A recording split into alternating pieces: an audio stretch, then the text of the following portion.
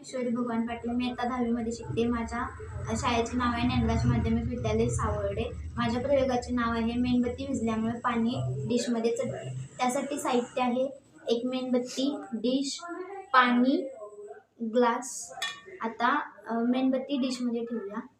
त्यानंतर पाणी ओतूया.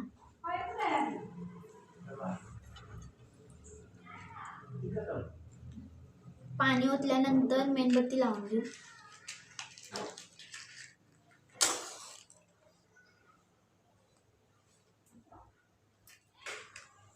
मेणबत्ती पेटल्यानंतर त्यावरती आपण ग्लास ठेवू.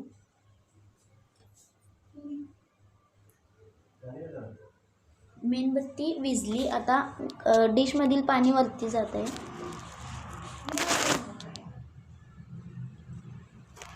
जेव्हा मेणबत्ती जळत असते तेव्हा ग्लासमधील हवा गरम होते व प्रसरण पावते. त्यातील थोडी हवा ग्लासच्या आणि डिशच्या फटीतून बाहेर पडते.